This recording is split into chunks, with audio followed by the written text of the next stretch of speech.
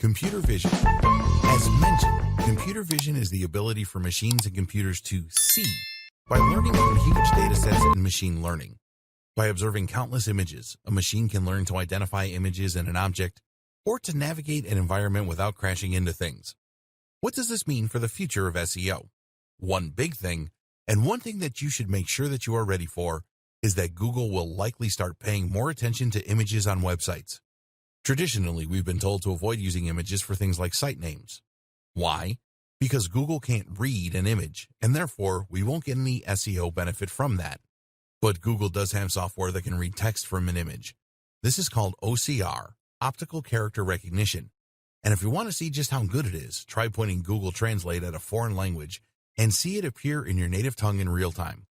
If Google can do this, then it's only a matter of time before it starts reading the text in your images to see if they back up the niche and key phrase that you are targeting with your website. Likewise, seeing as facial recognition is already a big deal when it comes to security and Facebook, it is probably only a matter of time before Google starts using that too.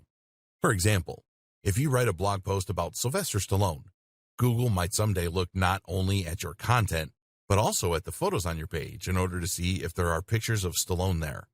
Google Images might one day not be reliant on surrounding text at all, but might instead base its results purely on what it sees in the image and whether this lines up with what you're searching for.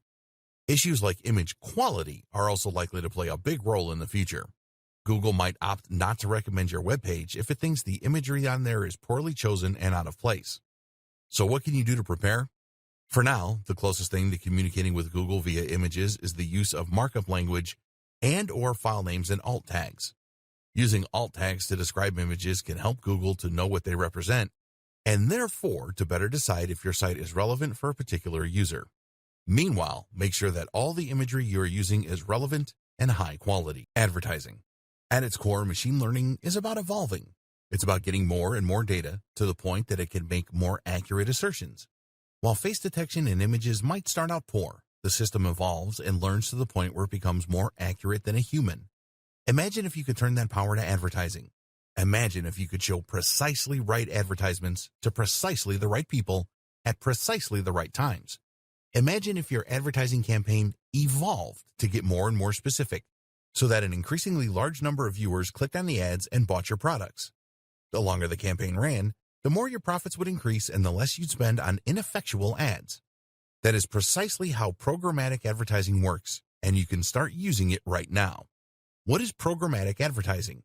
Programmatic advertising campaigns allow marketers to buy native ads on a variety of publisher sites while using smart algorithms to ensure that they are targeting the right viewers at the right times, all while remaining within budget thanks to a bidding system that allows them to compete for impressions with other advertisers. In short, these campaigns give the precision and quality of native advertising, like banner ads, while at the same time allowing for the control, adaptability, and precision that you would get with a PPC campaign. The net result is ads appearing on the sites of carefully selected publishers, but only when and if they are likely to yield the best results. Programmatic advertising uses a complex algorithm in order to identify your business's ideal customer and then to figure out where they are likely to appear on the web. It will then show the ads in those places and then utilize a learning algorithm. Instead of going from one publisher to another discussing rates, you allow a bot to do all the work for you. More importantly, though, this means that you won't waste money on an ad slot that no one looks at. Your ads will be chosen and honed by a smart algorithm, and the result will be that they get higher CTRs from the right targeted customers. RTB. This is how programmatic buying is different from other PPC or just buying a banner ad on your favorite news site. Giving you further control, meanwhile, is the option to use RTB, or real-time bidding. What RTB essentially means is that you are automatically entering into a bidding war each time a page loads based on your predefined budget. These bidding wars allow your ads to compete with other advertisers around a large selection of different websites that all cater to the specific demographics and context that you have chosen. In other words, you will define that you want to target sports sites catering to an audience of males in their 20s to 40s, and from there, your ads will appear across a selection of those websites, which you can still curate in some cases if you wish, based on the outcome of each little bid. This allows you to target your audience across a range of different sites and to avoid paying too much to do so. On the other hand, Direct buying is essentially a bulk order of impressions from a specific website or websites, such as ESPN. You can still filter your impressions by a range of factors, such as location or browser, but essentially you will be targeting a specific site and securing a place on that precise spot. Direct buying is effectively a little more like advertising with a banner ad, while RTB is a little closer to the PPC model. Here you bid for spots across a range of websites, while still having a little more control. Deciding what will work best for you will depend on a number of factors. For instance, your budget is going to come into play, as direct buying tends to be more expensive because lower CPIs won't have as many opportunities to appear. It's also worth considering that RTB gives you more flexibility, more data, and more control. You can identify which sites are working best for you, at which times, and for which viewers, and then you can further tailor your approach accordingly.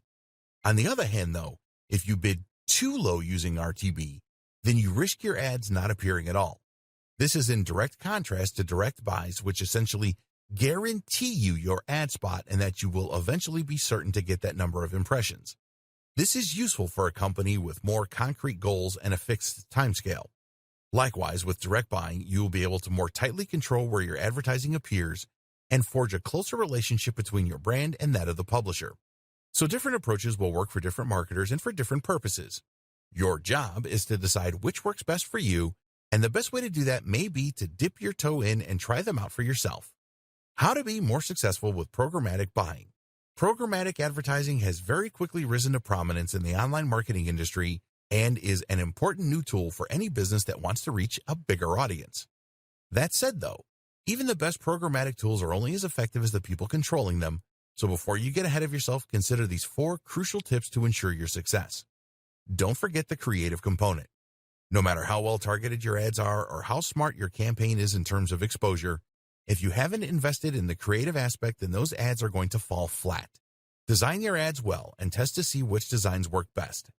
Likewise, think about your brand identity and how you can strengthen this even through ads that don't get clicked. Choose a programmatic partner who can help you with this aspect. Consider audience and context. Before choosing which publishers to work with, you need to look at the audience they are attracting as well as the context. The ideal partner will be a site that writes about topics related to yours and targets the precise same demographic you are. In some cases, though, you won't be able to find both, and thus you will need to select publishers that provide the best balance. And don't be tempted to ignore context in these situations, because studies show that the same person is far more likely to click on an ad for golf clubs when they are on a golfing website compared with a news site. More to the point, someone who wants a wedding dress is only going to want that wedding dress during a particular time in their life, and this really demonstrates the importance of context. Be willing to spend to begin with. The beauty of programmatic advertising is that you can directly manage your spending in real time to ensure you get the maximum exposure whatever your budget. However, it is highly recommended that you start out with a higher spending limit than you intend to continue with, as this will enable you to more quickly identify what works and what doesn't. Remember, you want more data, and that means you want more clicks. As you tweak your campaign in response to stats and ROI, you will get closer and closer to the optimum setup, but if you don't spend the money up front, then you won't be able to tell if your campaign is working because you won't win enough bids. Spend a little up front, and you'll save money in the long run once you settle into your groove. Make sure your ads fit in. The downside of any automated advertising campaign is that you can lose that personal touch. The benefits that come from working with a publisher to develop an advertising campaign that matches the tone and appearance of their overall site, and that they will help to promote throughout their content.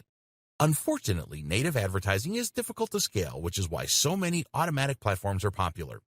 To be successful with programmatic advertising, this is something you need to consider. Your ad is targeting the right people, on the right devices in the right context. But is it the right fit for the job?